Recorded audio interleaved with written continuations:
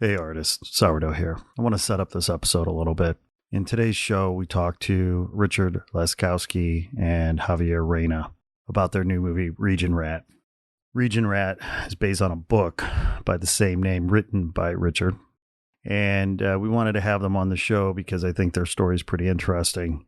Plus, I have an emotional connection to it. Being from the Chicagoland region, born in Gary, those of us who are from that area often refer to that area as the region. And it's not a term of endearment. So the region and those of us from it is sort of steeped in a lot of working class values and the struggles that come with it. And Richard wrote a book about his journey living there, growing up there. And Javier discovered the book, thought it'd make a great movie. And so they embarked upon adapting the book by Richard into a movie.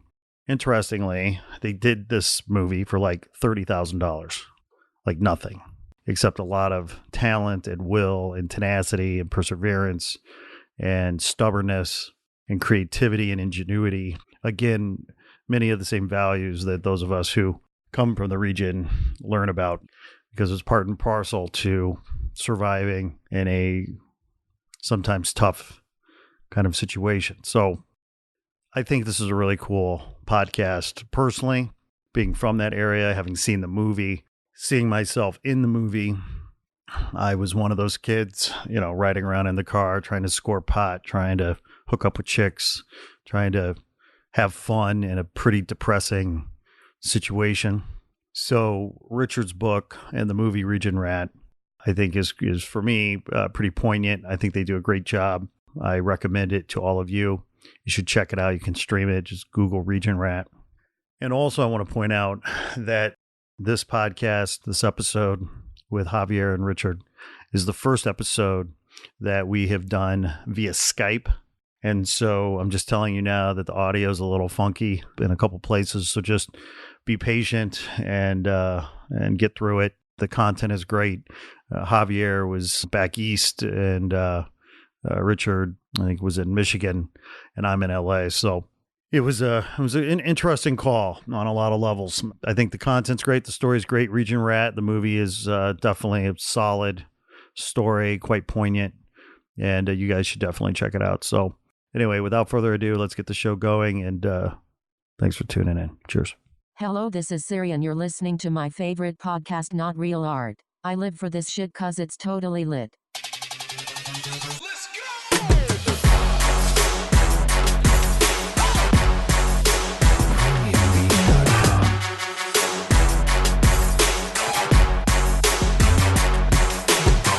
go! Welcome to Not Real Art, Siri's favorite creative culture podcast with the one and only Sourdough, coming at you without Man One today. Sadly, he is too busy to be here with us, but I'm excited because we get to talk to two artists, two filmmakers who just had their movie released, Regionrat, and it is a project that I'm personally very interested in for a lot of reasons we'll get into. But I want to welcome Javier Reyna and Richard Laskowski. How you doing, buddy? Hello. How are you? Hey. Now, I probably butchered those names. Why don't you introduce yourself properly? My name is Rich Laskowski. Laskowski. There you Yes, go. sir. And I'm Javier Reyna. Javier Reyna. That's a very exotic name, my friend. Or Javier Reyna, or whatever restaurant I'm in and they're calling me. It's always something different. That's not a Gary, Indiana name. No, actually, I'm not from there. Where do you hail from, my friend? My parents were born in Mexico City. And then when my parents were getting married, they didn't want my mom's name to know that it was kind of like a shotgun wedding kind of thing. Mm-hmm. So they moved to Los Angeles. And I was born in Glendale, California. Back then, just to make sure my grandfather didn't notice this was a 7-year pregnancy, 7-month pregnancy instead of 9. Then they moved to Mexico. So I grew up in Mexico City. I was born in Glendale, California. I grew up in Mexico City. Then I lived in California for about, a few years. And then I fell in love with a girl from Indiana, from Fort Wayne, Indiana.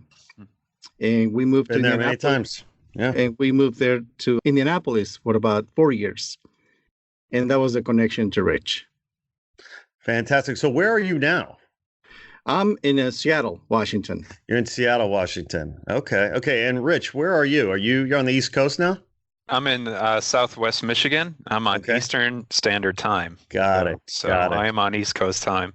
Okay. Okay. So, there's so much to talk about. I'm so grateful that you guys are here today because I love your project and I love the process by which you guys have been scraping and hustling, and this has been truly a labor of love. I think most people would have probably given up a long time ago, and you did not. You kept fighting and kept believing and kept hustling and working hard to get this project, launched. And so we'll talk a lot more about that in a minute. I think it speaks a lot to even the values of the region, the people that go there. There's a line in your movie you talk about, that we're hard to kill or something.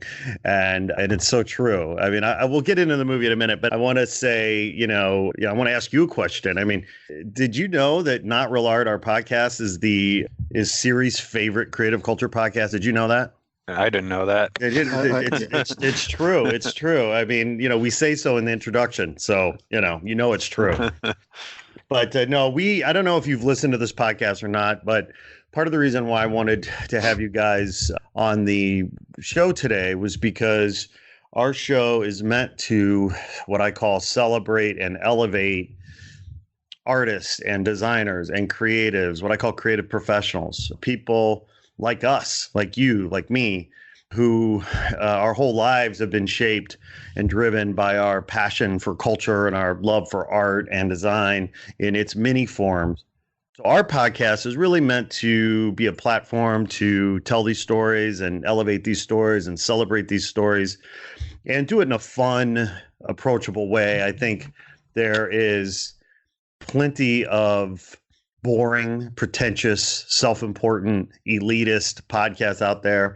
And we're doing our best to try to just have some fun, have some friendly conversations with smart, friendly people like yourself, and celebrate our common love for creative culture. So welcome to the show. Thank you. And it's an honor to have you here. So now I want to take a step back because I was trying to remember, Rich, exactly how you and I connected, because I know, so just some context, because I was born in Gary, Indiana. I grew up in Portage, Indiana. I graduated from Portage High School in 1988. And so somehow you and I linked up on Facebook, as I recall. And so we were sort of, Facebook friends, whatever that means. Then you and I heard about your movie through Facebook initially. I think you heard about our podcast through Facebook, and we connected. I think you reached out to share your project with me. So, I was intrigued for a lot of different reasons, would have been intrigued anyway. But of course, my personal connection to the region made it a personal thing for me. So, I know this sounds hyperbolic, but, I think I actually have an emotional connection to your project, which is kind of interesting. So all that being said, Rich, where exactly did you grow up in the region, and when did you graduate high school? All right. I first moved to Northwest Indiana from Wisconsin. I was born in Chicago. Then I lived in Milwaukee until I was 2. Mm-hmm. And then my family moved to Valparaiso. So I went to Hayes Leonard Elementary School in Valparaiso until 5th grade. And my parents got divorced that summer. And we moved to Portage. I moved to Portage with my mom, and my dad went to go live with his father, my grandfather, in East Chicago. My dad's family is from East Chicago. Mm-hmm. My mom's family is all from Hammond. And when we moved to Portage, I went to Nativity. Right. So I went to Nativity all for junior high, 6th through 8th grade. And then I went to Andrean for 2 years after that. And then I graduated from Griffith High School in 1994. In between Andrean and Griffith, I actually lived in Seattle for about 6 months, maybe a little over 6 months. So I did a semester at Interlake High School in Bellevue, Washington, and then went back to Griffith and graduated.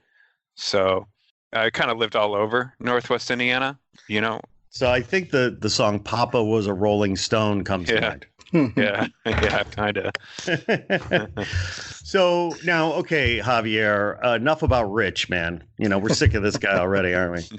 Javier, tell us a little bit about your backstory. I know you said you were born in Mexico City. I think you were raised in Mexico City for the most part. Take us again through kind of the days, weeks, months leading up to you meeting Rich and how you guys specifically connected. Okay, first of all, you have to know that this project started back then when Netflix used to buy movies from movies. Back then, we used to say, I have a movie, and they're like, we'll buy it.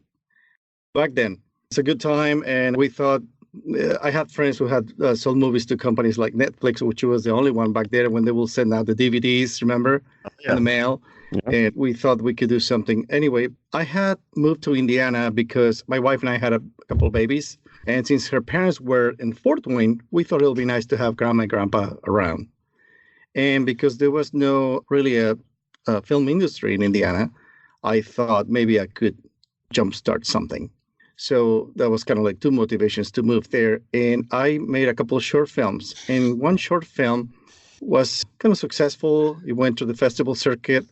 We got a few awards. And the same person who financed that short film asked me about what was my next project. And I knew I wanted to do a feature. So I started to looking for projects. I don't like to write. I hate to write. Especially at that time, I hated to write because I am not a born writer. I just can't do it. Can't make up stuff. So I kept asking for people. I went to this, I would ask agencies for scripts. And that was the time of The Sopranos.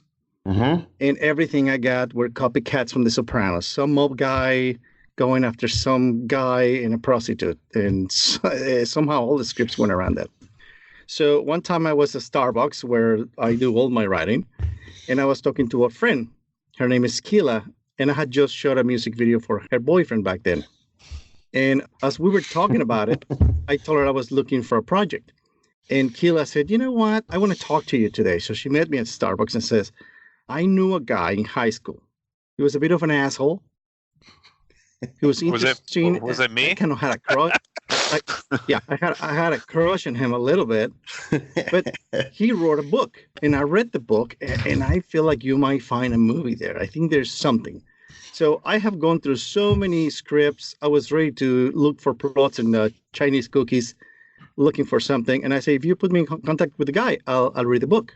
And within the next couple of days, I was exchanging emails with Richard. And he asked me to watch the last short I have done. I asked him for his book, and I read the book. And, you know, books are thick, and movies got to be a lot thinner. And I just thought, you know, what I loved about the book, it was the truth, blunt honesty, no apologies. You know, this is what it is. Usually a lot of people victimizes themselves. And I guess the bluntness of the story, even though I knew it was semi-biographical, which is part of it is based on true events, part of it is just fictionalized, just thought, you know, this guy's not like writing, it's like blogging. It's just telling things the way they were. And there was a section of the book that was talking about a tragedy that happened while he was back in Griffin. And I found there was a heart in there. And I took that and asked, I pretty much went to Rich and I said, do you ever written a script for this? And then he said, I'd rather pour boiling oil into my eyeballs than look at this stuff again. And then I said, you know, would you let me write an adaptation? And he said, yes. And that was the beginning. It was, we're talking about 2004. And I wrote the adaptation for the script. And that was the beginning of it. Well, the beginning was the book, right? Right. And so Rich, yeah, well, and really though, the beginning was Rich, being born into this world via his mother and father on that hot summer night. But that's a whole nother story we won't get into. Rich, your book, I haven't read it, so I'm just putting it out there right now. Unfortunately, I have not read it. Based on what I have read about it, and based on what I have read about you and some of your comments, you know, talking about the book, it almost sounds to me like you wrote the book as a exercise in catharsis, almost your own self-induced therapy. You know, talk about that. Talk about why you wrote the book. Did you write a book before, and have you wrote a book since? I mean, why did you have to write Regionrat? All right. Well, I didn't know when I was writing it, I had no idea I was writing Regionrat or a book or anything like that. When I was in high school, I was a little bit interested in writing and I would write short stories, just for myself in like a journal. But it wasn't really anything I ever talked about because, frankly, sometimes being an artist in Northwest Indiana isn't anything that you brag to your friends about in high school. Some people tease you, about it or whatever. So I certainly didn't let anybody read anything I did or talk about it. But It's not a real job, Rich. yeah, I know. Get a job down at USX. Yeah, I know. That's exactly it. But I wanted to leave Indiana, and I did leave Indiana when I went to Purdue Calumet for like a year in Hammond, and then I knew a friend in Seattle who was actually from Black Oak, and I moved out and lived with him when I first moved back out there. And after a while of being out there, I really had a hard time making friends because people on the West Coast, everything was different. Like, everything looked different. People talked different. Everyone had a different sense of humor than I was used to. And I would just work and I had a hard time making friends. And so for fun, I would just go back to my apartment, and I had just gotten a computer that had Microsoft Word on it, and the internet had just been invented, and we had like 28K dial up. So I would just go back to I would get off of work. I was a cook at a restaurant, and I would get off of work and I would grab a 40 at the corner store in the building under my apartment. And then I would go upstairs and smoke a bowl and sip on my 40 and just kind of practice writing. And it first started out as sometimes I would look at books that I was really interested in, say On the Road, for example, or like Ham on Rye, for example, from Charles Bukowski. And I wanted to learn how those people wrote. And I had read somewhere that to find your own voice, you first have to mimic other people's voices before you can find your own voice. So I would literally have a book open and I would type out like a whole chapter, onto a Word document. And it gave me a sense of how do these people use description and how do these people use dialogue to tell a story. And once that started to click in my mind, I started to not really write a story or write a book, but I started to write scenes. So I would, listen to a funny story. Say I would talk to someone back home from Indiana and they would tell me a funny story about, oh, remember when we wanted to, take someone's car and get, fake like it was stolen and get the insurance money, and we beat it up and then we got cold feet and whatever. I would hear like a funny story and I would just jot it down. And back then I had a really good memory, so I could just jot down like 2 or 3 sentences, and I could go to work and look at these 2, 3 sentences and remember the story that my friend told me, or maybe it was my own memory. And I would just try to write that out. And a lot of times when you write that out initially, it's not as entertaining, as when someone's just telling you a story, because, it's audio and it's visual and they're telling you the story. But when you're just writing something down on a page, you really have to add more to it to bring it to life. So I would rewrite it and rewrite it and rewrite it until I felt like, it was alive, like it was a scene, like you could read it and picture it. And after a while, after a couple of years, I had like, I don't know, hundreds of these scenes, hardly connected to each other at all, with the exception of a lot of them were based on my memories and a lot of them were based on stories that my friends told me from Northwest Indiana. So my next evolution in teaching myself was, I have all these scenes. There's some similarity between them with characters and place. Can I connect 2 of them together? Can I learn how to do that, or can I connect 3? So I started connecting them together, and through connecting them, you had to rewrite them together as one. And oftentimes when you're doing surgery on a manuscript, you're also writing new scenes to make it work. So I just kind of did that for fun. I was just like learning to write and wanted to do, I wasn't setting out to write a book or publish a novel or call it Regionrat or hopefully have a movie made someday. I just was doing it because probably the same way a musician likes to jam out on their guitar, or play a song that they love. For me, when I sit down and write, I'm kind of like an anxious person in life. I have a lot of worries and a lot of stress. So for me, when I sit down and write, I can block all that out for like, an hour or two. And it's just fun for me to try to tell a story. And I'm not the best writer in the world, certainly not the most educated guy in the world. But one thing that I write from my heart, and I steer the story with my brain. And I think what a lot of people do when they're overly educated and they go to get a master's degree in creative writing, they write from their brain and they try to steer it with their heart. They try to do what is correct first, and then they try to add, some life into it. With me, I just write, exactly how I feel about stuff and kind of, shape it from there. It's probably not the best way to do it. It took me 7 years to write Regionrat before I was done with it. And I was like, wow, I'm done putting these scenes together and I've got this whole story from beginning to end. I can't do anything with this anymore. And so then I just started sending it out to try to get published, and I got rejected, 99 times. And then one place said, yeah. It was a small press and called Six Gallery Press in Pittsburgh, Pennsylvania. And at the time they published experimental fiction. So they thought it'd be cool to put out my book just exactly the way I wrote it and the way I edited it. And I'm not an expert. I'm not, a masterpiece novelist or anything like that. So my story is kind of a raw, emotional story. You might feel anxious from reading it. You might be a lot of stuff in it that bothers you, some stuff you like, but it was just the way I expressed myself at the time when I wrote it. Question, do I get an autographed copy? Sure, I can send you one. Okay. I've got 4 left, so I can send you one of them. Well, that would be amazing, and I'll even pay you for it. Unlike a lot of people out there, deadbeats. Javier, so that was it's fascinating to hear Rich's story and his journey to becoming a writer, and I want to go back, Rich, in a minute and talk a little bit more about that. But Javier, how did you get into filmmaking?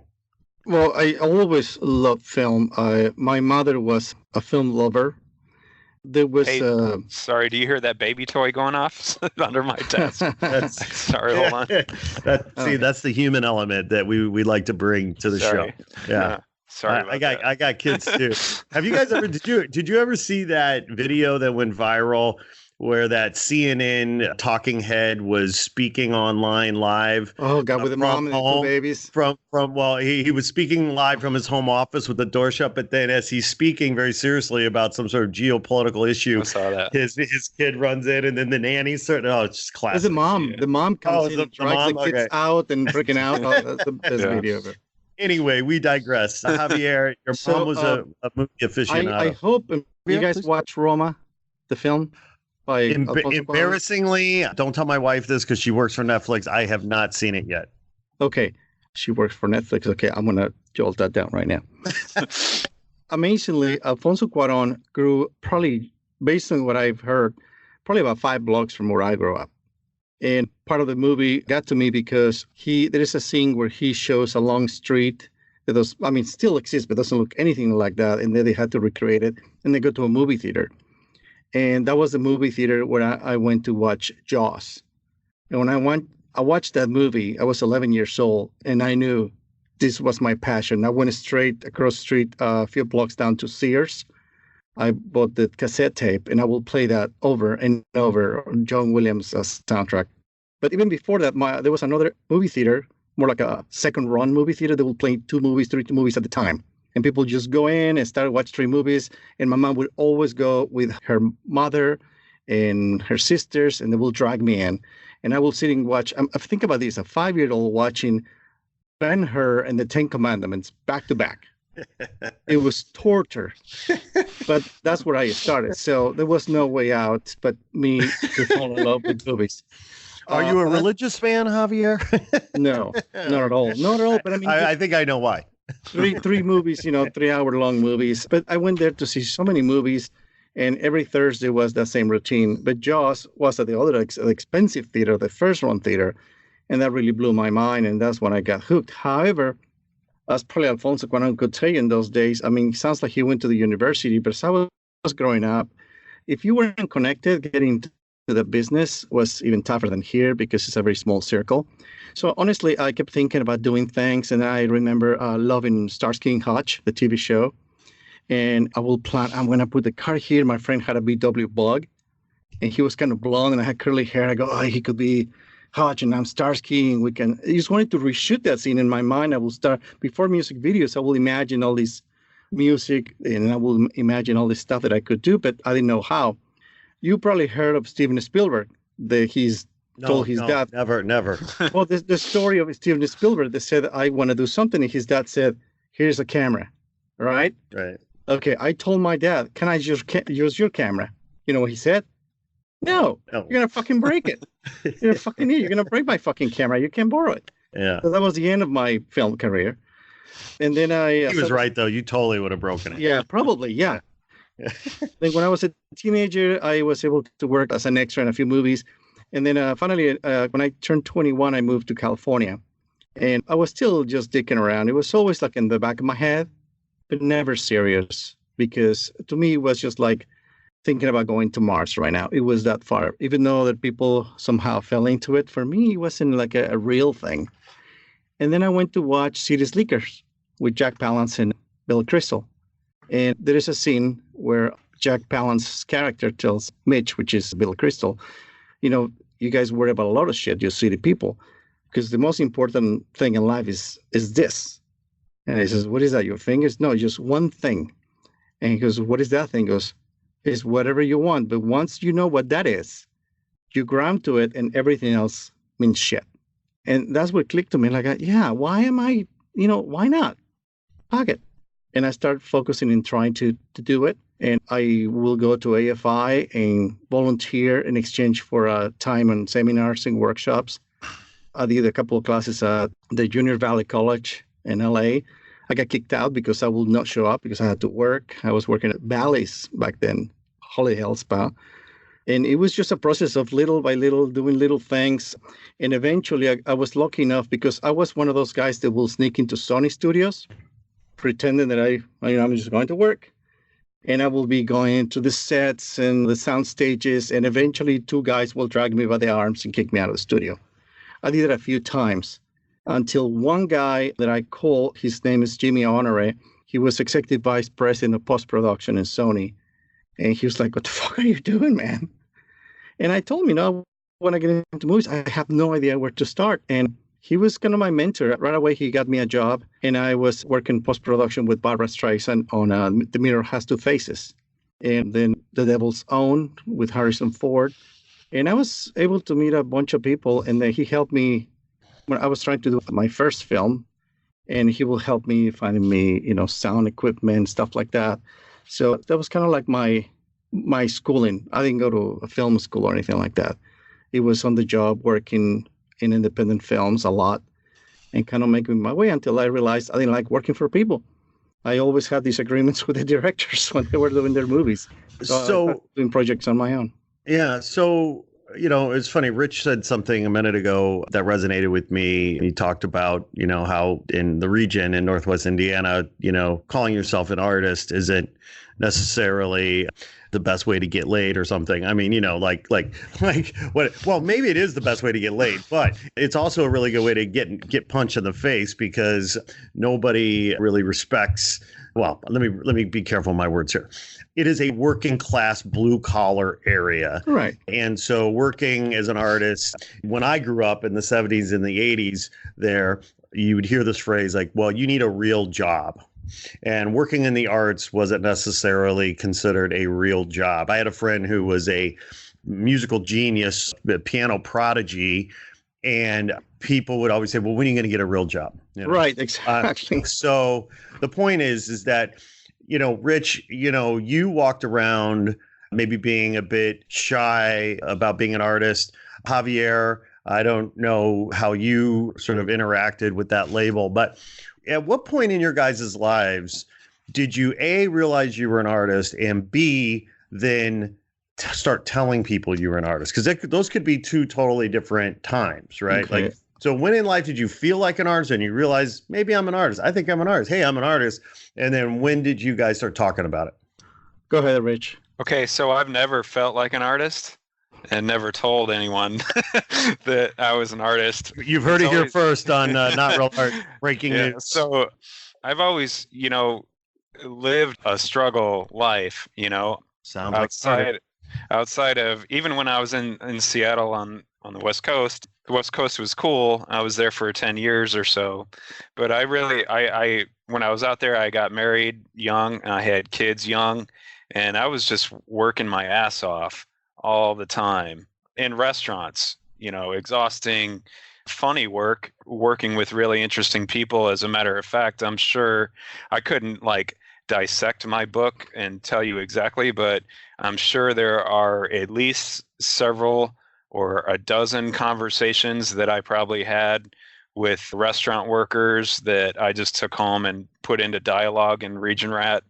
But just funny stories that people would say. But writing was always something I did on the side. It was always something I did when I had time. And even to this day, now I have 2 wives later and 5 kids. It's still a struggle to get by every week, to pay my bills, just to keep my house. There's a lot of stress that goes along with it. So I don't really have time in my life where I sit down and write on a certain day or for a certain amount of time. I will write a lot when my life is less stressful than others. When all my bills are paid for a while, maybe I have all my bills paid for a month, I feel pretty good, and I might write 4 times a week, 4 nights a week for an hour. Or when I'm stressed out, I may not write at all for 3 months. But luckily for me, I always write, and I've never been a victim of writer's block. I can always sit down and write when I can get the time and sit in front of the computer and my mind I'm not gripped with anxiety. When I'm feeling okay, I can just sit down and write. I've never had a problem with that. And I've been writing ever since I published Regionrat. When I wrote Regionrat, I was so sick of writing that I couldn't believe I published a book. It was so funny to me that I actually published a book.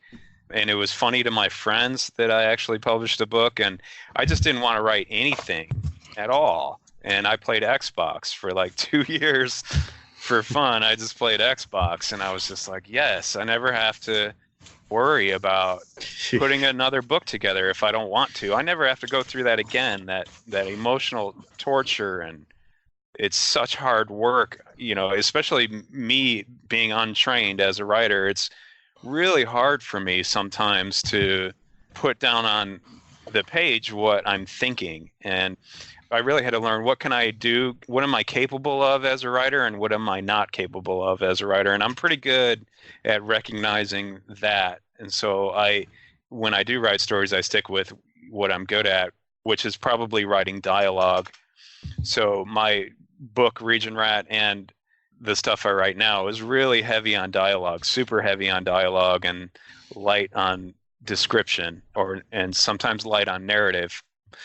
But just something, I've never really called myself an artist before, and never really if you didn't know me very well, if you weren't interviewing me because of this movie and we just met somewhere, you'd probably have to talk to me 5, 6, 7, 8, 9 times before I even ever told you that I wrote a book or was interested in writing for fun. If you brought it up in a conversation, I might be like, oh yeah, dude, I do that too, but still to this day, I don't know what it is, but I just don't. Maybe it's because I'm in the Midwest and I'm not around a lot of people. I don't know any writers personally that I see in the day, in real life. I don't see people who are writers. I may know musicians here and there. I may know someone who paints, but as far as being involved in any kind of art culture, I've never really been in a situation in my life where I've been able to just throw myself into that. I wonder how many writers in your neighborhood are thinking and saying the same things. And if you started a writers, workshop, a writer meetup, I wonder how many people would come out of the woodwork there. And you might be surprised at the amount of closeted writers you have in the 20-mile radius of where you're at. Yeah, there's that. And to tell you the truth, though, so I wrote a book, it was bad. Then I rewrote it and it was decent. Then this is after Regionrat. Then I rewrote it again and I thought it was cool. So now I've been working on this same book probably for like 5 years. I've got literally like a 700-page novel that I'm writing for fun. Yeah. I don't care. I've never cared about anyone reading what I write until I'm done. So to me, like for me to share what I'm working on before I'm done appreciating it, for me, it kind of zaps the romance out of it. So right. I never show anything like what I'm writing to friends or to family, because those people are just going to say, oh, that's funny, or that's cool. They probably didn't even read it. They just tell you what you want to hear, or maybe they tell you, maybe they try to give you some constructive criticism, but I don't really write with a purpose of what's going to happen at the end of the road. Am I going to publish a book? What is this 700-page document? Is it a TV show? Is it 2 movies? Is it 4 books? What is it? All I know is I'm telling a story, and I'm not done with it yet. And the more I have fun telling the story, the more I shy away from writing an ending. I just keep going and going and going. But that's not, I would not recommend doing that to anyone. I would not recommend writing the way I write to anyone, but I don't write with a purpose of trying to be an author or trying to publish books or wanting people to think that I'm a writer or any of that. I just do it because it makes me feel better. And I was lucky enough to, Javier came across my book by chance, and I can pretty much guarantee you if he had never approached me, there'd never be a movie. There'd never be someone else that came along and said, hey, we like this too. We want to make a movie out of this too. That never would have happened. It's total chance and luck in life that people even know who I am, because I'm not the most talented guy in the world. That's for sure. Rich, you are so from the region, my friend. I mean, we are so...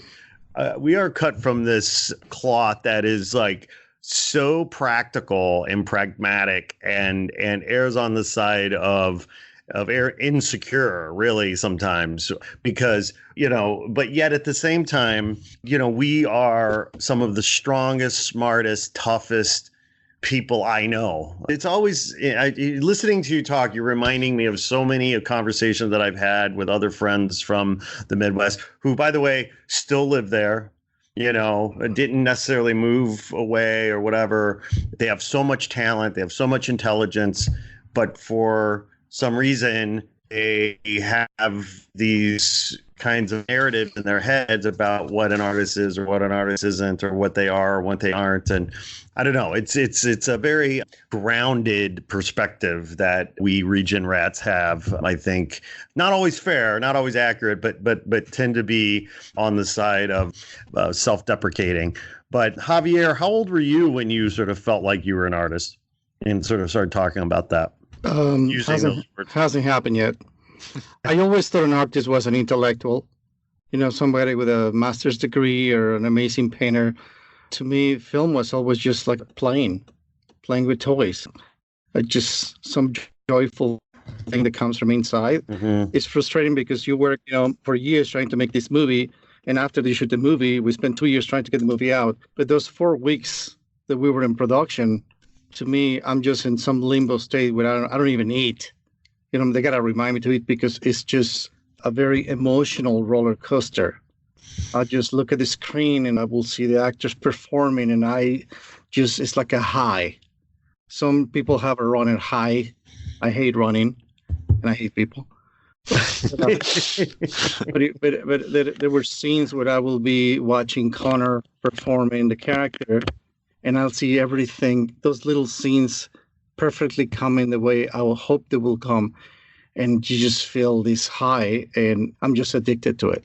Yeah. It's no after or before. It's just those moments when we're shooting and the light is beautiful and just, I don't know, it feels great. And during those moments, it doesn't feel, I'm just focused, narrow focus on getting those things the way I imagine them and going from my imagination to see them come to reality with the help of this artist that I consider artist, like my cinematographer, Carlos Jimenez. I mean, that's an artist. This is a guy I tell him, this is what I would like to do here. And we have like no budget and not enough lights. And the crew we get in is guys that I just got from things like Craigslist. Okay, who wants to learn film? And then he'll be, this is my crew. Yeah, I go, just, there's one problem. They don't know anything about it. So he was training electricians and grips while he was working. He'll be like, can you please give me that wagon? No, the wagon, fuck, I'll do it. And he'll just go and do it. And these guys will learn. And again, like in the case of Carlos, I will say, okay, this is what I would like to hear. And he will have no equipment and all that. He'll just look at me and goes, fuck. And then he'll go, And then his brain start working, his knowledge, his artistic qualities, and then he'll come and do this beautiful shot. But me, an artist, no, I'm just a highly emotional and under the educated middle-aged man. Let me self-load right in between. But this conversation reminds me of a conversation years ago, a debate I was having with somebody about the origins of the Old Testament and why Moses couldn't have written the books in the Old Testament as legend proclaims, because I think it's Moses. They say in the book, it says something like, well, Moses was the wisest man that ever lived. And I always said, well, I don't think if he's that wise, he would call himself the wisest person that ever lived. Like, right. Would a wise person say they're wise? No, that's for somebody else to say. Unless he's an arrogant asshole. And Moses doesn't strike me as an arrogant asshole. Maybe he was. I don't know. But the point is... I'm sorry to interrupt you, but thinking about that story because I was reading the Bible. No, I wasn't reading the Bible. I was watching the Ten Commandments on TV. and I was thinking, when he took all these poor people, was that a 30 or 40-year trip? Is that correct, to the Promised Land? What Moses took when they were like lost in the wilderness? Yeah. I think it was like 40 years. Supposed to be 40 years lost. And I was thinking... Yeah. At what point, I will say by the 6-year mark, you go, dude, do you know where you're going? Where the fuck are we going? I mean, who follows somebody for years? Anyway, but go ahead. Well, having a lot of Jewish friends, I totally know why they were like not going far for very long, because they were arguing about going with this direction or that direction. We don't know what direction to go. We can't agree. Anyway, what I'm getting at is, I love your guys' answers about, being an artist or not being an artist, because you're basically saying, like, who am I to call myself an artist? Let's leave it to, the others to call yourself an artist. I'll tell you then, you're both artists. And that's why you have that artist spirit. You have that artist character that, that is sort of rooted in this sort of humility that can sometimes be incredibly self-deprecating and borderline unfair and inaccurate, right? Okay, so enough of all of this. Javier, I want to talk about the movie. All right. Like the process of making the movie. I personally never made a movie, so, I don't, know the ins and outs. I've been around the business. I've been around movies. I've sort of have a little bit of insight here and there. One of the things that I was so, impressed by, quite frankly, is that I think I read somewhere that your budget was $35,000. Like you made the movie for $35,000. Is that number correct? Yes. By the time we finished and sent it to festivals and all that stuff, all those expenses, we probably were up to $55,000. But again, this film, if I would have paid everybody what they would shoot it earn, which means at least a minimum wage, probably been a $500,000 movie, just on its face value. Sure. There were a lot of people sacrificed it because they believed in the movie, and they say, I'm willing to put my time. So when there's money coming back, I'm willing to now pay them what I was supposed to pay them. But up front, we're thinking we had about $35,000. But again, this is a story of 14 years because the budget of the film changed dramatically. In 2004, when a production company had it, and ICM and UTA were all involved in the movie, that film was $3 to $5 million. Right. And through the years, it went up and down until the movie came back to me in 2012. And I told Rich, all these high expectations we had, all the music from Nirvana that we wanted to have in the movie, because his book had these great references about the music he listened to. And I go, oh, this is part of the story. And his book was the Bible. For me to follow that story, that's his story. And I was going to be as loyal as possible to tell his story. It wasn't my story, it's his story. So my job was just to bring it to a different medium. And when the film came to me, I said, okay, well, we have two choices. After all these years, even we don't do anything, or I'll just do it and just get it done as close as possible. There will be a lot of compromises, which for somebody as stubborn as me is very, very painful. Maybe I don't know what I want, but when I know what I want, you can't move me. And Rich said, you just do whatever you can. So I had some investors coming up with about 50 grand. And then 2 weeks before production, they say, oh, you have to take these scenes off. And I will say, why? Oh, because we don't need them. And I go, well, I need them. That's why I left them there in the movie. I already had toned down the script, took like 16 scenes off to make it work. And I walked from that. We already had the sound stage and everything ready, and I walked from that. So when we started shooting the movie, I had $16,000. And I just hoped that things was going to, come through. Some investor came through. I had an old van that we used to move equipment around. As soon as we finished that, I sold the van. When I would use something and sell it so we can keep financing the movie, to recycling the money around. So yeah, that was the hardest thing, because money buys your time. To me, that's all it means. Money just buys your time. And we had very little time. We shot for about probably 17 full days. It's supposed to be 20, but a lot of days will be half days, because when there's no finance, you can never lock your stuff ahead of time. Lock your locations. They want advices. So most of the time we'll be in the evening looking for the location for the next day, which was kind of stressful and it wasn't fun. But that was the part of doing it at this level.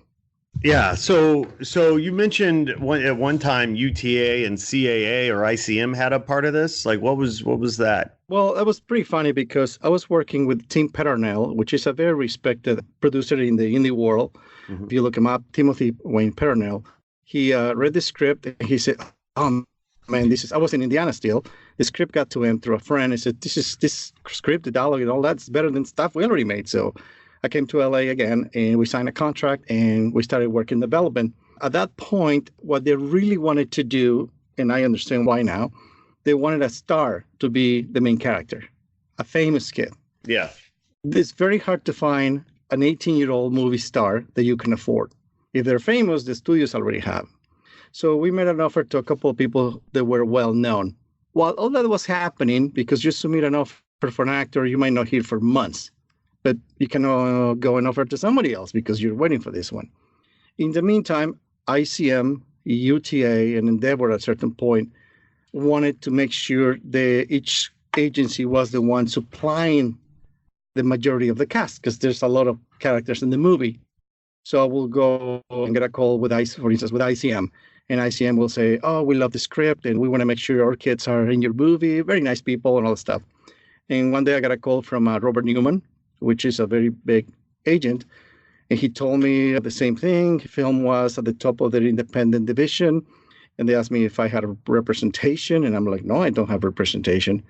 And then I had the same conversations with UTA, a girl calling me and saying, hi, honey, how's the movie going? Oh, my God, I love this script. It's going to be such a wonderful movie. And I just want to tell you that from now on, we're going to be talking every day. And then I noticed the question was always there, how's the financing coming? How's the financing coming? As we were working with Tim, they got involved with Rob Schneider to do a movie where Rob Schneider was going to direct. Oh, jeez. And that slowed down the project. And then I told Tim, it's going to be another 6 months. Can you let me out of my contract? Because I just want to keep going. And him and his partner, David, were kind enough to say, all right, go do whatever you have to do. The moment that happened, UTA vanished.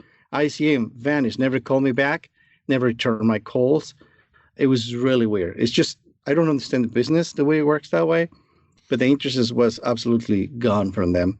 And then I will go to another company, and all of a sudden I started getting calls from other groups It's just weird. It's just so weird. It's like a microwave. You get there, you get inflated, then you get burned and disappears.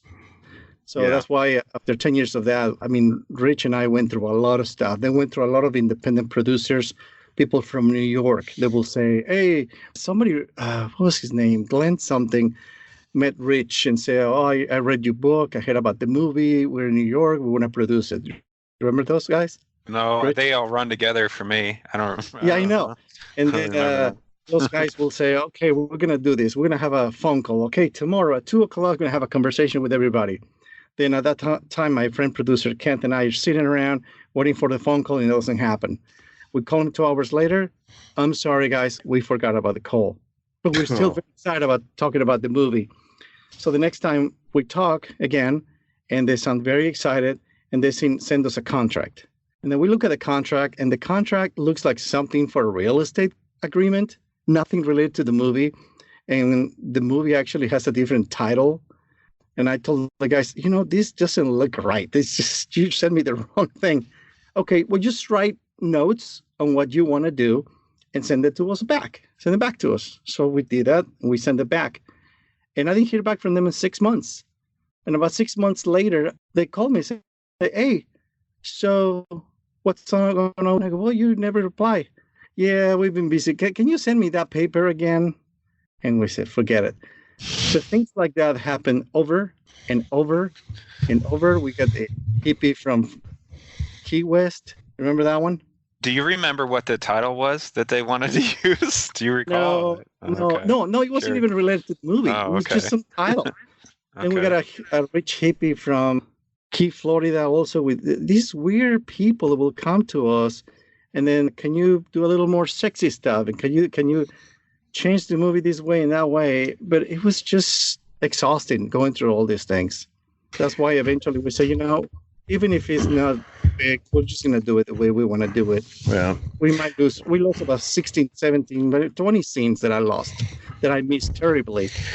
It seems to me, based on my experience, Hollywood in the entertainment business is like flypaper for scoundrels.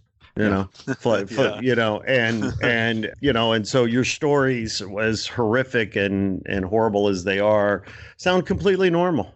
Oh, I'm sure. Yeah, you know I'm what I sure mean? this Like, happens to people every day. Oh yeah, this is how it is, right? It's why they call it Hollyweird. But see, this is again why I love your story and love this project, because it is a testament to the kind of grit and the kind of commitment that resonates with me about this project, being from that area, because I feel like growing up in the Midwest, growing up in Northwest Indiana, being born in Gary, growing up in Portage, seeing my dad work a job that he hated out of loyalty to his family, all of those things, the work ethic, this stick-to-itiveness and this loyalty to the project resonates with me, because I feel like those are the kinds of values that I respect anyway. But then those are the values that I saw in the movie. And then even in, but those values come from the people that make the movie, right? And you guys personify that. And the story, 9.5 out of 10 people would have given up. And you guys stayed in it, and you stayed in it, and you kept at it. And, when people hear that the movie was made for anywhere from $35,000 to $55,000, they might imagine that, well, that's cool and all, but the movie probably doesn't look good, or it doesn't, it's probably not that great or whatever. And one of the things that I really appreciated in watching the movie was that it felt like it was made for a lot more money. And it seemed as though the people making the movie were professional enough to be disciplined and self-aware enough to be disciplined and work and create a movie within very real constraints that serve the story and serve the output, garbage in, garbage out, right? It's like, but there was such goodness going in that the final product transcends, all the challenges. And I don't know, like when I watched the movie, I just felt like, wow, these guys were really disciplined. They were really self-aware. They worked really hard to create something bigger than the sum of its parts. and it just felt like a really mature production, if that makes sense. Yeah, I understand what you mean. Yeah, I mean the discipline came from people that because nobody in this show was there for the money. So number one, they wanted to do it. They just wanted to do it. Say, oh, I want to do this, even if it costs me money, I'll do it.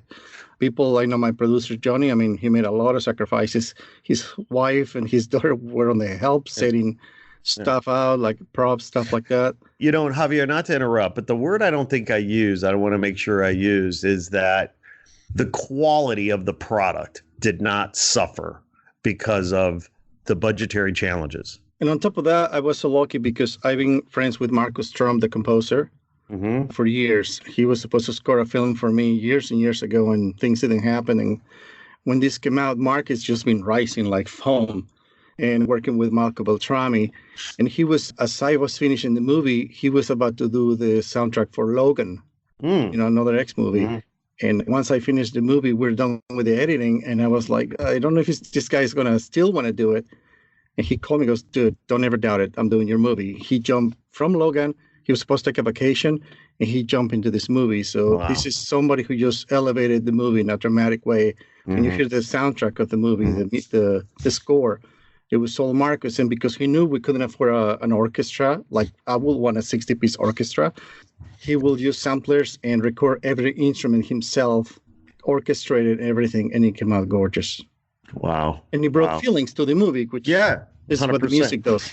Well, so the other element that resonated with me that was so obvious to me is that, because the acting and the actors were so well cast. I mean, because I was looking at it, I knew it was an indie movie, so I didn't know what the budget was, but I knew that, it's an independent movie, so the budget probably is not that, significant.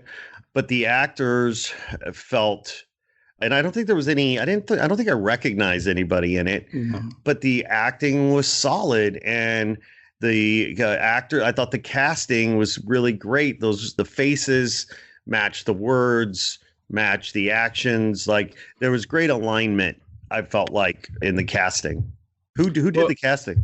I did. I had to do it. My casting director was too expensive. You're like the Swiss Army knife of movie making. Well, see, this is what I envy people like Rich, because he can sit and write a book. I need a full orchestra to do something. You need a bunch of people to do different things. So it's an infrastructure. It's like building a building. You need this and you need that. And I can't do it myself because otherwise it doesn't work. But my casting director, Shannon, wanted to do it, and she worked for years in this movie. The time this came out, I couldn't afford her at all. So I decided the best way was to avoid any agents, because I knew, based on my experience when I was working with Tim, there was going to be months and months of waiting for an answer. So I decided to look for the unsigned best possible actors I could find. And that's what I did. I guess one at a time. But I couldn't find Ray. That was always finding the right kid. And when Connor came in, he did an audition on tape. And I saw it. I go, this kid is good. Maybe he could do Gabe. Maybe it could be a good role for him. And he goes, no, I was auditioning for Ray. I go, I know, just don't think you're it. But what are you looking for? Well, the character's got to be doing this and this. 2 days later, he sent me tape after tape after tape until he narrowed down. And I go, here you go. It's not about who looks the part. It's about who's an actor, and he's going to transform himself into playing this kid. And as I read one time, people asked me, what's it like to be a director? And the job of a director is to fix all the fuck-ups you do during casting. Basically, that's what it is. Yeah. So when these guys were performing, each one of them, I was like, thank you, because you are making me look good. These kids were just natural and committed. But I went through a lot of, frogs to find all these princesses and princes. And they were committed. They show every day early, and not a problem. They said there was no egos. It was great. And by the way, you're probably one of the first people that talk about the budget this way, because we tried to say the movie was under $250,000 now, and this is the reason, because now people come and they go, so if I give you $30,000, you can make us another movie. Never I'm not doing this again. Well, again, yeah. I mean, I mention it because how many $30 million, $50 million, $100 million movies are shit. I know. I've seen it. Right. Plenty of $2 million movies that I go, oh God, what I could have done with that. And Great stories. And, there's some I often feel like true ingenuity, right, is driven by constraint. You know what I mean? Like, when you don't have what you want or need, you figure it out in ways that perhaps more innovative or more creative, more clever than if you'd had a bunch of money. You just it's true. At it, I've seen that with cinematographers. I've seen him. People like Carlos who's work at all levels, he will figure things out. But there was a time when I wanted to work with cinematographers that had a lot of experience. And because they didn't have all the toys, all the tools they usually get, they feel handicapped. They're like, I can't do that. I need this and I need that and I need this and I need that. Well, when you're at that level, you got to be creative. Yeah. Yeah. One of the other things that I really appreciated about the movie for me was that it made me nostalgic for Portage, Indiana. You never thought that would happen. It made me nostalgic for Gary, Indiana. I mean, I was in those cars with my friends driving around trying to score a fucking joint. Yeah. I was driving around. I was sat in those cars getting high, like talking about, Steve's parents' divorce or the SATs that, none of us were prepared for and so watching that and capturing the scenes, around Gary and around, Northwest Indiana, for me, resonated and made me nostalgic because of the humanity there. I mean, so here's a story for you, right? So when I moved to LA from Chicago, so my journey was quickly, born in Gary, grew up in Portage, went to Indiana University Northwest, moved to Canada for a year in 91, came back in 93, moved to Chicago to finish college at Columbia College, lived downtown Chicago until 2001 when I moved to Los Angeles. Okay. So I'm in Los Angeles. I've been here a month or so. I'm out to dinner with some Hollywood entertainment folks because my girlfriend, now my wife, worked in the business. So I didn't have any friends out here except for her friends. So we'd go to this dinner. And so I'm sitting next to these two guys, and the one guy says to me, we're, making conversation, whatever. He says, well, what do you think about LA? And I said, just got here, traffic sucks, like, what do you want me to say? I don't know. And he said, well, where are you from? And I said, well, I'm from Chicago. And, forgive me, right? Because those of us from Portage, we claim Chicago, right? Yeah. Everybody from the region says that. Right. So I said, well, I'm from Chicago. And, in my defense, I'd lived downtown for, damn near 10 years. So, I could say that. So he goes, I say this, I'm from Chicago. And that quick he goes, oh, the flyover city. And I'd never heard that phrase before. And I said, really, flyover city? What do you mean flyover city? And he said, well, you fly over Chicago to get from LA to New York. And that quick I go, you know what? Keep flying over. Keep flying over.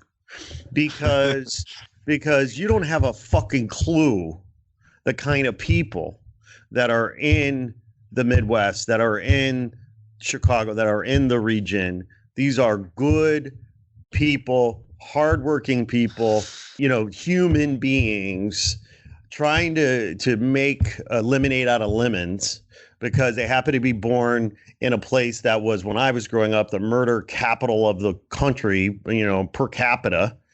So fuck you. Yeah. Fuck you. And so what I'm getting at is the movie for me really communicated the humanity of the area that maybe a lot of people wouldn't appreciate, or the nuance, because it's very subtle. It's also very nuanced. Like, that's the other thing that I love about the movie. It's like it said a lot with it said a lot with a little. It said a lot with silence. Often musicians talk about the music. The music that's made in between the notes, or bars of rest. In the silence. You let the movie breathe, and there was a lot communicated in quiet moments that also felt very true to the area. I mean, people that are from the region, I might be the only person that this doesn't apply to, are really people of few words. True. or know. or they talk too much. Well, I'm one I'm of one of the but so many folks are just, they're just people, Yeah. some might say, still rivers run deep or whatever. I don't know that that's always the case either. But anyway, I'm just, I hope I'm trying to get my points across here, because we sometimes when I see people who are like fans of my book or fans of the movie, sometimes I don't really love Northwest Indiana. I don't like, when I was growing up there, Regionrat was a derogatory term. Yeah. It was something that it was a name that people called you. Imagine if, we call them Phipps, fucking Illinois people. We call them Phipps. Imagine if Phipps one day said, "Hey, we're Phipps. Isn't this cool? Let's call each other Phipps. Let's have a Phip festival, and we'll sell each other Phip merchandise and Phip T-shirts and And we have Phip the movie. So when I wrote Regionrat, Regionrat was a derogatory term. It's a very sad story. When I lived in Seattle, I remember one time being at a club and seeing a really pretty girl, and I went up to her and talked a little shit to her, and she asked me where I was from, and we never said Northwest Indiana because that was embarrassing. So we said Chicago. So I said, I'm from Chicago, and she asked me a few more questions and figured out I was actually from Indiana. Then she asked me a few more questions, and I was like, well, yeah, I'm actually from Northwest Indiana, and she was from somewhere in the Midwest. I don't remember, but she looked at me and she went, ew. When I said that, and I was all the way out on the West Coast. But now, like, people are all like region proud. Like, to me, like, where you're from, what nationality you are, I'd like to get to know people as people, and now a lot of people are like, oh, I'm a region writer, I'm from the region, and they're really proud of it. So when they watch the movie, I think a lot of people expect it to be some kind of glorification of Northwest Indiana, or when they read my book, that it's about Northwest Indiana, or it's going to say something that Northwest Indiana is great. And it really doesn't say any of that stuff. In fact, in my book in particular, it's, somewhat insulting, to the area. So that's tough for people, I think. Do I hear somebody vacuuming? Yeah, my gardener's got the leaf blower. So our listeners should know, we might have said this at the top of the show, but this is our first Skype recorded podcast. So for listeners who are wondering why the audio is weird and why they're hearing leaf blowers in the background, it's in large part because of the fact that we're doing this over Skype right now. Although we have had problems with leaf blowers before, but that's we won't get into that. I want to go back to what Rich was saying. Hopefully the leaf blower is not too annoying, but it is interesting, right? Because I couldn't wait to leave. Yeah, I felt the same way. The same way. I was grateful for my friends and my family, but I was so happy Chicago was 45-minute South Shore train ride away. And thank goodness we had the beach as well. I mean, I found the good parts to enjoy, but I couldn't wait to get the hell out of there.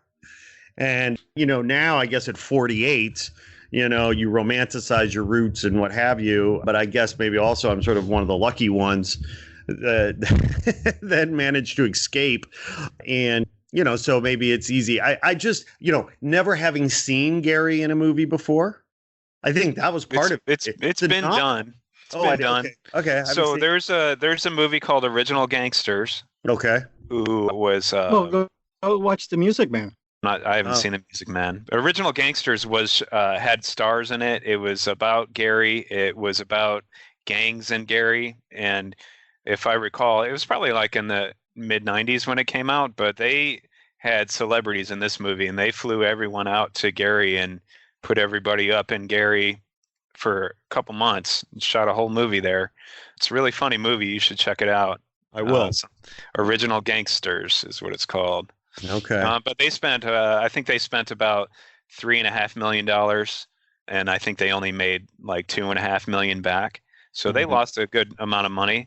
And sometimes you look at a movie like that and you're like, well, what if they hadn't spent all that money, putting people up in the hotel for Well, 2 months. But that line item couldn't have been too much. I mean, where did they stay? The Holiday Star Yeah. Theater in Miracle? Right. I mean, like that was the nicest hotel in the area. Yeah. So, guys, I have a couple of things that I'd like to address, and then we can sign off and go about our lives, because I know you have important things to get to beyond this simple podcast of ours. But I wanted to ask you, I mean, what do you want people to know about this project? Like, I've been sort of asking questions and things that are sort of interesting to me, but I'm going to open the floor up here and just ask you guys. I mean, what do you want us to know about your project? What questions haven't people asked you that you want to speak to? Well, one of the things that happened was the first concern we had with the movie is that if we made this movie, nobody was going to care about the little part of the country, about this underground culture of kids that have no hope and no much of guidance for themselves. And as I was casting the film since 2004 and then in 2008 and 2012, I would meet all these kids from Pittsburgh, Hamilton, Canada, and they will go, dude, that was my life. Yeah. I'm that guy. I experienced that. Not necessarily that one character will go all over. And I realized there are pockets all over. It's not just the region. There's areas, and in special places, imagine like Pittsburgh, Detroit, Hamilton, any still town that went kaput to the NAFTA or something like that, where parents had to go work 2-3 jobs, and these kids are just out there hanging out. And you always hear the small towns are the great ones to grow up with kids, and then the big cities are the devil. But I realize in the big cities, there's a lot of stuff to do, and these little pockets all over the country, there's a lot of kids that felt very sick, and I noticed that the audience was just expanding. Now, as a parent now, what I saw in this movie was that how much these kids are affected by the lack of guidance, because all you have is teenagers making decisions on their own with the logic of an 18-year-olds, and a lot of times they make bad decisions because parents are not very involved. I don't know, it's because they're too busy working to make 2-3 incomes work. But I felt in the movie that there was the lack of parenting involvement that, as a parent, I wanted to address. So for parents, they might say, people might say, oh, it's a pot movie. Well, yeah, the character was a pothead, so I'm not going to hide it. That's how they talk. That's what they did. And one of the biggest compliments we had is, my kids talk like that. They sound like real teenagers. There's no creative dialogue. This sounds real. But for adults, it's more about just a goofy movie about smoking pot. It's about the reality of what some kids go in the country, where if they get a job at McDonald's, they feel like they made it. And I feel like there has to be more of a ray of hope for all these kids.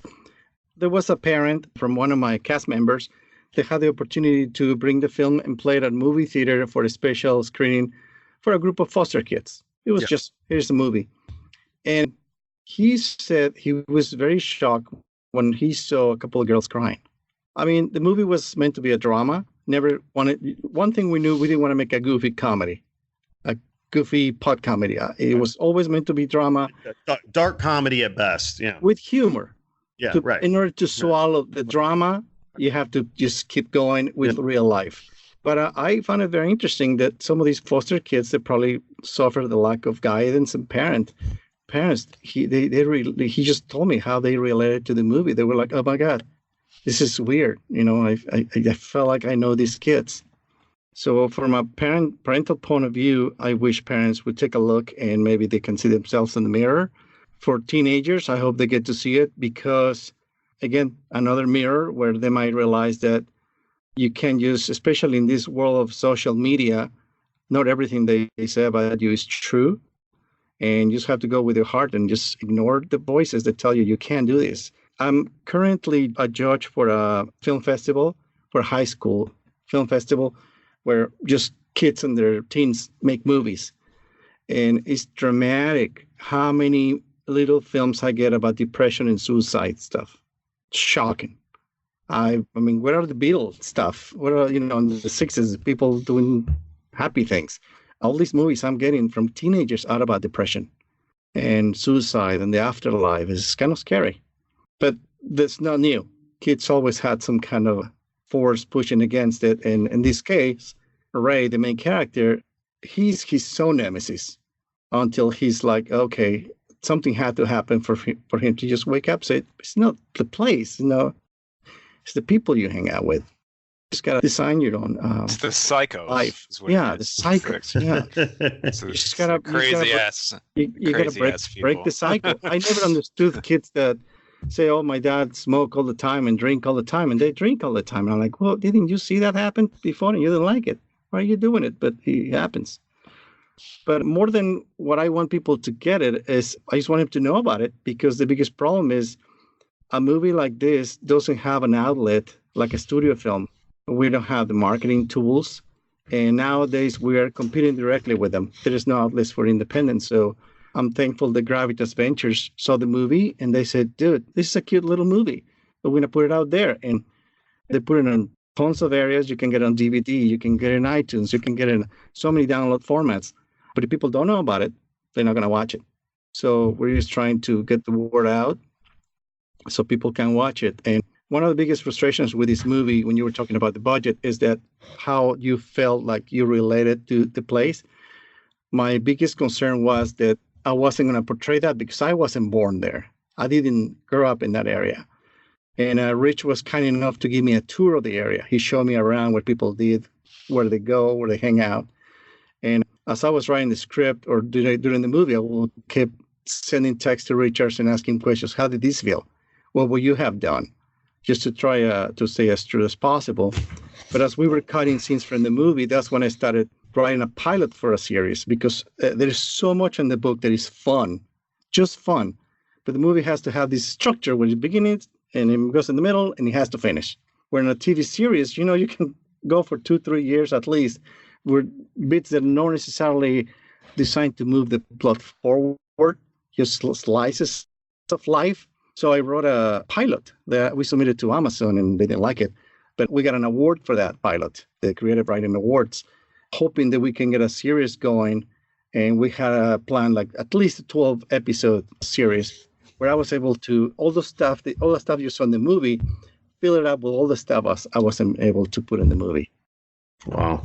Rich, what do you want to tell us about the project? I want people to know that we're not rich kids. I think when I meet a lot of people in Northwest Indiana, or even like when I talk to old friends and they think, they know that that I have a movie out now, and they say things like, oh, did you get a new car, or did you are you moving to a mansion? And they're halfway serious, because they don't understand that just because you make a movie and it's on Google Play doesn't mean you've made it. We still need people to actually buy this movie, or we're screwed. Like if people don't start buying our movie, and if we don't make our budget back, who's to say that Javier's ever gonna be able to make another film again? I can always sit down and write stuff on my computer and keep it on my computer for myself forever, like I have been. But there's so many people who really super talented people who sacrifice time and money for this movie. I want people to know that we need, if they're halfway interested in this movie, we need them to pull the trigger and rent it or buy it. We're not rich. This isn't something we did for fun. That we can write this off as a loss and we've got another few $100,000 over here to try it again. We're not in that situation at all. So I want people to know that we really need their support, and we appreciate everybody who's given us support so far, because we know that we don't have the greatest movie in the world and we're not the greatest people in the world, but we hope that we made a movie that people from both the region and Hollywood can appreciate. And I think what kind of a difficult balancing act that could be between the two worlds. I don't know if you told this to Scott. Do you know about the screenings we had at the region? At the region, no. I knew that you were doing screenings, I think, in Portage and Hobart, but I don't know. Yeah, we did too, because that was key to see how people will react over there. Mm-hmm. That was key to figure out how they knew. But since we didn't have any famous people, we couldn't find any theatrical distribution. So we were able to arrange two screenings at an AMC, another one at Cinemark, and we sold out both shows. So the people from there were very supportive. Yeah. We sold out the two shows. I wasn't there, but Rich was at both, so he can tell you about it. But I was very happy that they supported. And those are our best commercials. People telling other people, I saw that movie. And I tell them, if you like it, please write a review, go to Rotten Tomatoes. And if you didn't like it, tell us why you didn't like it. In this case, you're the first person that tells me something about the movie, because we hardly have been reviewed by anybody. We don't have famous actors, so we don't get reviews in Rotten Tomatoes from professional critics. So it's always interesting to see what the feedback is, but if we don't have it, it's kind of hard to know. So I want to put an exclamation point on this for our listeners, because the majority of our listeners are artists themselves, or at least art lovers. They are driven by culture and want to support culture. And so I want to make sure that your point, Rich, is emphasized to our listeners. So listeners, you got to watch this movie. You've got to support these guys. You've got to put down how much does it cost to stream this thing?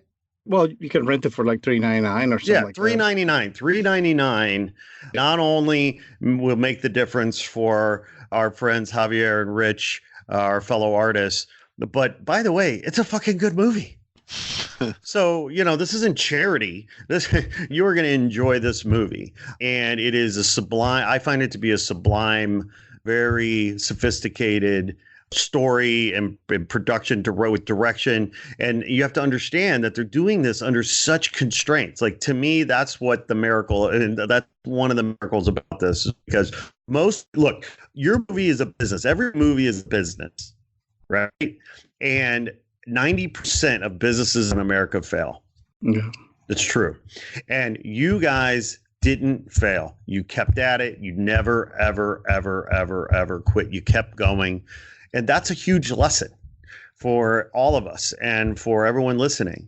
And, to see what you were able to do with, the cards stacked against you with so many limitations, to me, I think is something to be forever proud of. And, you guys deserve so much credit for pulling this off. I mean, this is a fucking miracle, what you guys did.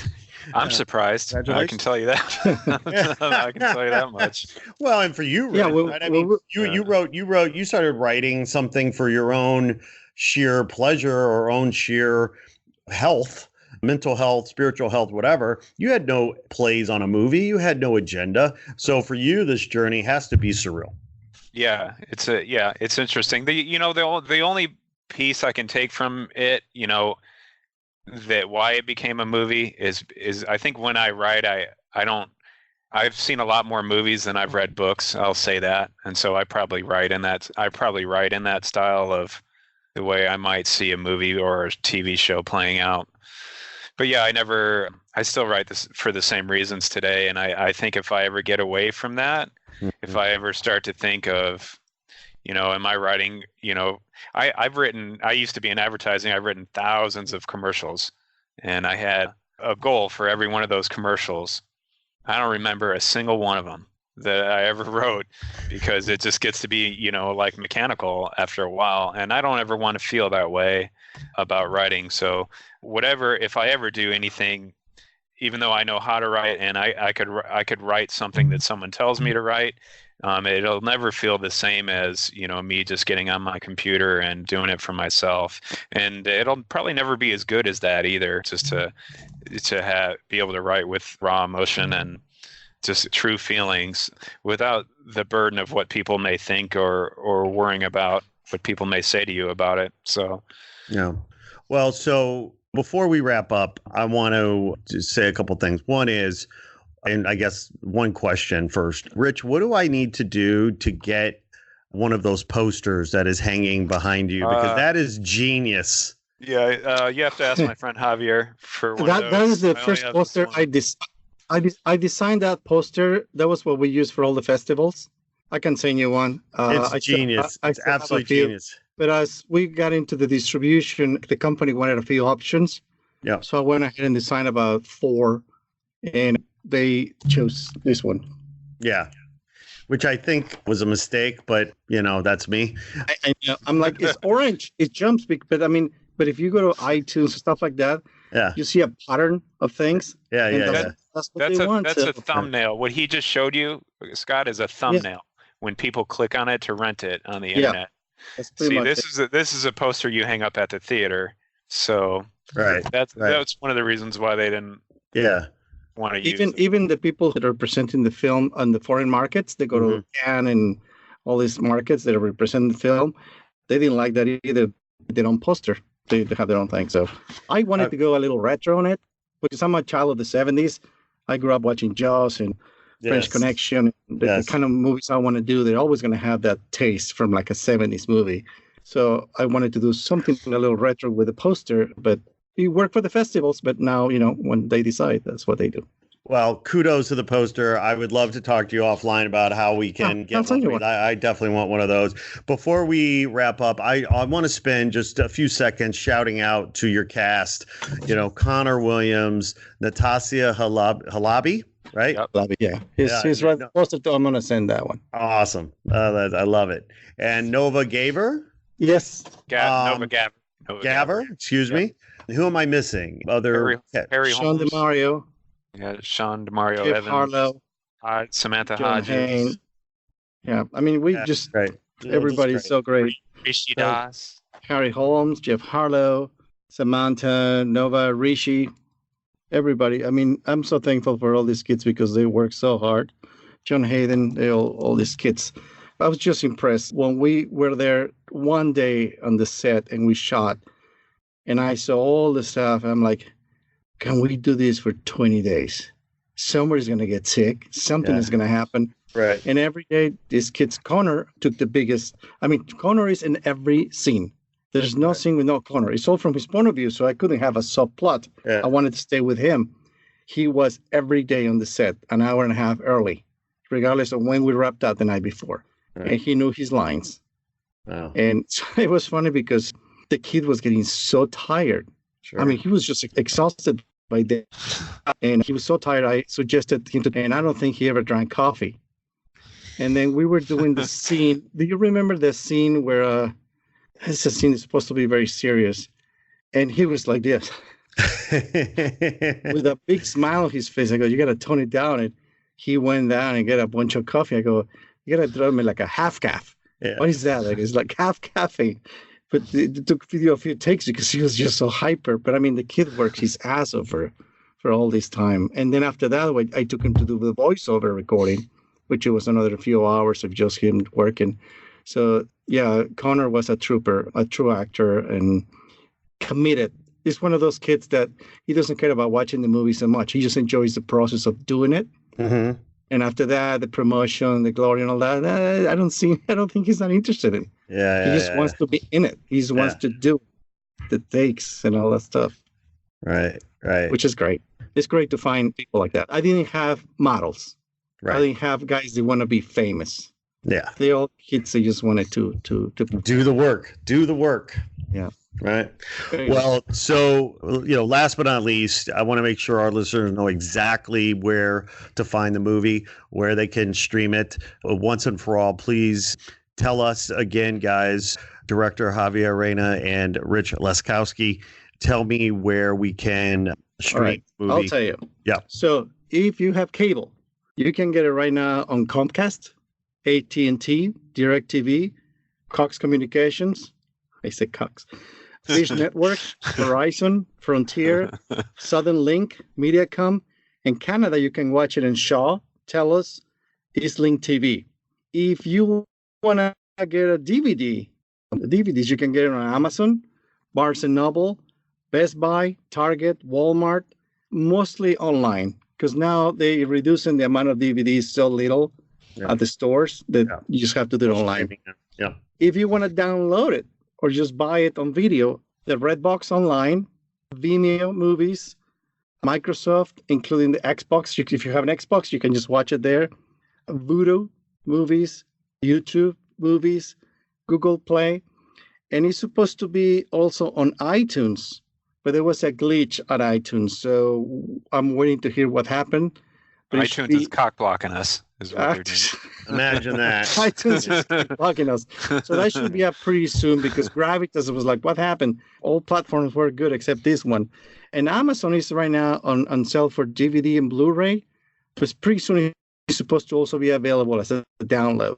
Okay. And that will be the process, I think, for 60 days after they go to the rental and all that. And then it will move to the subscription-based thing, which is when they will go to Netflix and pitch it to Netflix, and we'll see. But again, I think for what I read, Netflix is not buying a lot of movies nowadays. They just make movies now, or Hulu or Amazon Prime or something like that. And then I don't know. Again, it's a small movie. There's no star, so it's a hard sell in some ways. Right. To network. Yeah, it turns out at the end of the day, right? Movie making ain't so glamorous. No, it's No, not. no. People told me it was hard to make a movie, but I didn't know it was harder to sell it. People always talk about, I want to make a movie, but yes, just the beginning. That's Right. the easy part. Right. That's the fun part. That's right. Maybe it's the fun part. Maybe. It's the fun part when you're making it. Getting the money is horrible. As you know, 13 years of trying to do this. Making the movie is the best. And after that, you can relax a little bit, but now you're in a clock because movies have a 2-year expiration date. Right. And after that, it's too old. Now nobody cares anymore because now it's too old, even though nobody's seen it. So it's very important you get it. I think you have 18 months, they call shelf life. Yeah. It's amazing. It's like they expire and they get all acid. I don't know. Well, guys, I want to thank you for being on the show today. Javier and Rich, Thanks for wanting to talk to us. You guys are a real inspiration, and we wish you nothing but the best, all the success in the world.